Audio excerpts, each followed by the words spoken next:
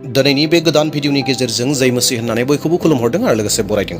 अनजाग्रा ख्रिस्टनि फिसाफोर, मैयानि सानाव मोनसे रंजाथाव बयनिबो थाखाय जादों। जि सानै नान 25 जुलाइ 2025 आव हमजादोंमोन नंखाय दायाव फाव फान्दाय जानानै बिथांमोना जेलाव थाहैनो गोनां जादोंमोन आरो मैयानि सानाव गबाय आरो बेखौ जों बयबो मोन्थिदों आरो बयबो रंजादों। नाथाय मोनसे बाथ्राया रोखा दि जुदिअ सानै नाना जेलनिफ्राय गनानै फैदों, नाथाय बिथांमोननि केसआ कमप्लिटलि फाइनाल जायाखै, जोबाखै।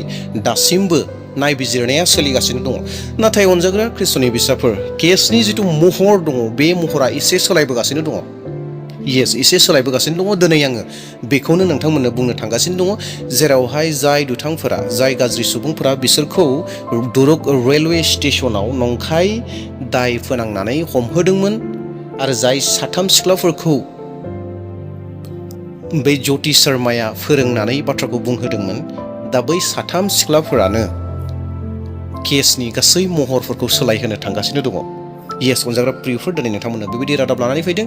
दा बेयावहाय रादाबखौ जोबजासिम नायगोन, जेरावहाय जाय ज्योति शर्मा आरो ज्योति शर्माजों लोगोसे जायफोरा एक्टिभ बजरं दलनि मावथिगिरिफोरमोन, बिथांमोना जेरावहाय साथाम सिख्लाफोरखौ धुमकि होनानै बायदिसिना आलादा आलादा बाथ्राफोरखौ बुंहोदोंमोन, दा बिथांमोनानो गासैबो केसखौ उल्था खालामनो थांगासिनो दङ। बे जाहैबाय सैथो लामा फारसे ओंखारलांगासिनो दङ। बिथांमोनाबो दायो FIR होनायनि लामायाव दङ एबा अलरेडि FIR होबाय, SP अफिससिम सहैबाय आरो बिथांमोना थांबाय। दा नोंथांमोना बेखौ नायग्रोदो, एसे नायनानै लाग्रोदो, बेनि उनाव आं आरो फंनैसो बुंहैसिगोन।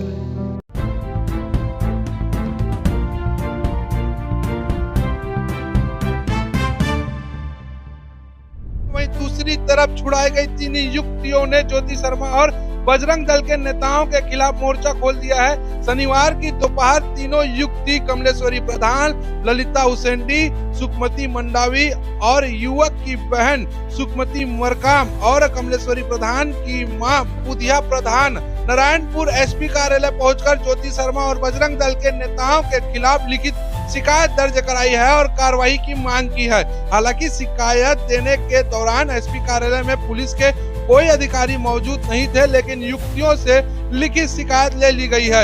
युवतियों ने SP से ज्योति शर्मा समेत बजरंग दल के सभी लोगों के खिलाफ FIR दर्ज करने की मांग की है। वहीं इस मामले में तीनों युवती कमलेश्वरी प्रधान, सुखमती मंडावी और ललिता हुसैनी ने ज्योति शर्मा और बजरंग दल के नेताओं पर कई गंभीर आरोप लगाए हैं। युवतियों का कहना है कि 25 जुलाई को रेलवे स्टेशन में बजरंग दल के नेताओं और ज्योति शर्मा ने उनसे काफी बदसलूकी की। ज्योति शर्मा ने तीनों के साथ बुरी तरह मारपीट की और उन्होंने जातिगत गालियां भी दी।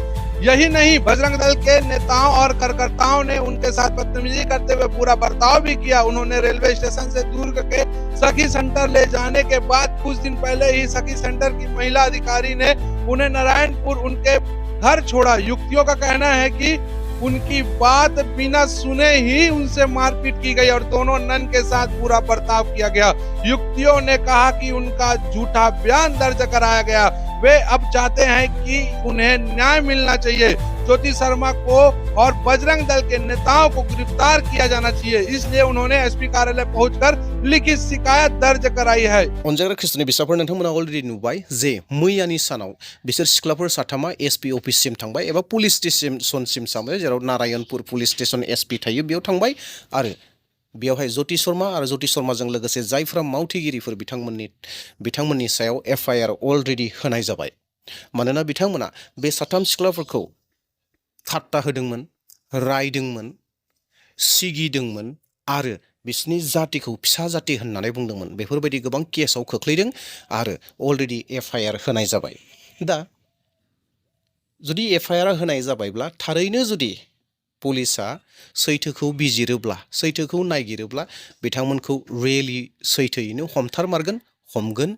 मानोना बिथांमोना गोरोन्थि मावदों, बेखौ जोङो रादाबफोरनि गेजेरजों मोननो हागासिनो दङ।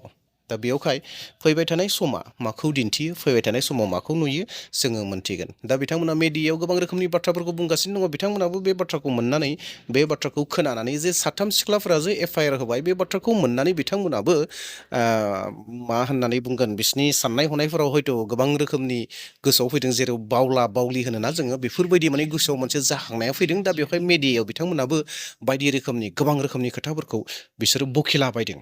बिल्कुल कहना चाहूंगी जो काम करता है उसी के लिए चर्चा होता है। और मैं धरातल और हिंदुत्व के लिए, अपने छत्तीसगढ़ के लिए, अपने देश के लिए मैंने काम किया है। और जिस तरीके से मेरे ऊपर में आरोप लगाया जा रहा है तो उसका मैं पूर्ण रूप से खंडन करती हूँ। और कहीं भी अगर ऐसा वीडियो है जिसमें बोला जा रहे हैं पूरे देश में जितने क्रिश्चियन हैं, ये लड़कियां जिस तरीके से बोल रही हैं कि हमको मारी, हमको धक्का देते हुए ले गई है, या मेरे बजरंग दल के भाई लोग उनके कमर में हाथ डाले हैं, तो जितने रेलवे स्टेशन में कैमरे लगे हैं चेक कर लिया जाए। मेरे भाई लोग, बजरंगी लोगों का ये आदत व्यवहार नहीं है जो इस तरीके से उन बच्चियों को सिखाए हैं। ये उनकी मानसिकता है, उनकी छोटी मानसिकता है। नारायणपुर एसपी के सामने 3 बच्चियां बयान दे रही हैं करके आप लोग जो बोल रहे हैं, अभी मुझे जो वीडियो दिखाया आप लोगों ने, मैं इस पर सरासर खंडन करता हूं। ये मिशनरियों की चाल है जो उल्टा सीधा मेरे कार्यकर्ता, मेरी बहन, इनके ऊपर जो आरोप लगाया जा रहा है, मैं इसका सीधा सीधा खंडन करता हूं। ये तो आदत ही है इन लोगों का झूठ बोलने का। अब इनको मौका मिल गया है तो ये लोग एन केन प्रकेंड तरीके से बच्चों को सामने ला करके, दबाव बनवा करके बयान दिलवा रहे हैं। 10 बजे के बीच में पूरा सीसीटीवी कैमरे में वो डाउनलोड है। और इस विषय पे जो वो लड़कियां बयान दे रही है, वो 8 दिन से गायब थी। हम लगातार उनका संपर्क जानने की कोशिश कर रहे थे लेकिन पता नहीं चला। लेकिन जैसे ही वो 2 नन का जमानत होता है, तुरंत इनका तुरंत आवेदन एसपी में जाकर तुरंत ये आवेदन देती है, बाइट देती है। तो ये कहीं ना कहीं ये पूरा इनका सिंडिकेट मिला हुआ है और पूरा टेक्नोलॉजी तरीके से ये हम लोग को दबाव बना रहे हैं। बे साथाम सिख्लाफोरा जिहेतु एफआईआर होबाय ज्योति शर्मा आरो ज्योति शर्माजों लोगोसे जायफोरा दङ एक्टिभै बिथांमोनखौ, दा बेवहाय बिथांमोनाबो बखिलाबायबाय। दा जेखि जादिया समा बबेथिं ओंखारलांगोन, बे केसा मा जालांगोन, फैबाय थानाय समाव जोङो आपडेट मोनबाय थागोन। दा बेवहाय आंजों लोगोसे थाबाय थागोन नोंथांमोना। जे ख्रिस्टियानजों सोमोन्दो थानाय रादाबफोरखौ नोंथांमोना अलरेडि मोनबाय थागोन। दा बेवहायनो चेनेलखौ साबस्क्राइब खालामना लागोन जेन फैबाय थानाय समाव बेफोरबायदि भिडिअफोरखौ नोंथांमोना मोनबाय थायो। अनजाग्राफोर, बे जाथाया बेसेखिनियावनो गोख्रैनो जोबना थांगोन बे जानाय नङा। हयथ' गोबाव समनि दावहा जानोबो हागौ। बे दावहाया जुदि थारैनो बे सिख्लाफोरा जुदि गाव गावनि बुंना लानाय बाथ्रायाव जुदि बिथांमोना जुदि स्टेनै थाबाय थायोब्ला, जि एफआईआर खौ होदों बे एफआईआर नि जिथु बाथ्राफोर, बे बाथ्रायाव जुदि गोगोमै थाबाय थानो हायोब्ला बे दावहाया गोबावहालागै थांगोन। मानोना सैथो आरो असैथोनि गेजेराव दावहाया जागोन। बियो सैथो आरो असैथोनि गेजेराव दावहा जानायाव सैथोआ अरायबो देरहाखागोन।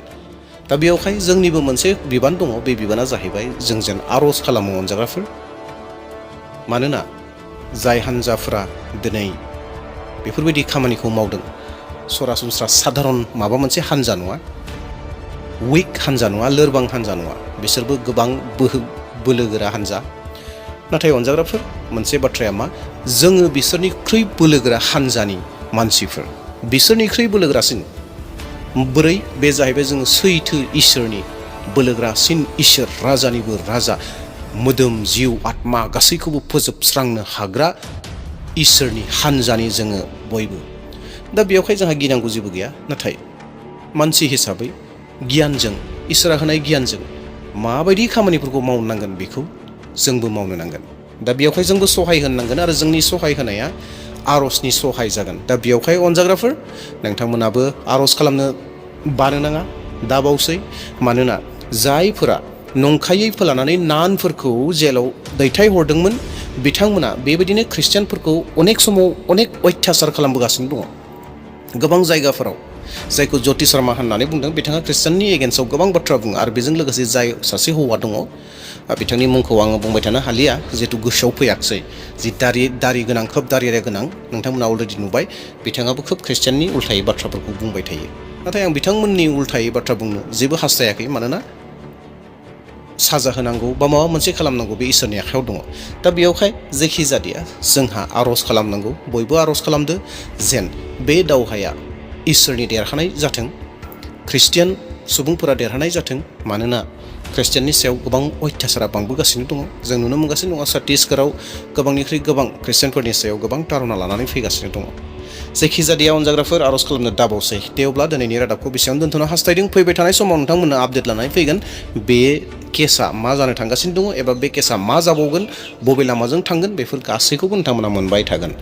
बेनिखाय जोबनायाव खावलायनो नागिरदों, मोनसे लाइक होनानै गालांगोन, भिडिअखौ शेयार खालामगोन आरो लोगोसे बुंनो नागिरदों सोरबाया जुदि लाइक खालामनायाव जुदि हाइप बुटनखौ मोनोब्ला नोंथांमोना हाइपखौ अननानै थुनानै होगोन। दे अब्ला दिनैनि भिडिअखौ बेसेयावनो दोनथ'नोसै। Thank you.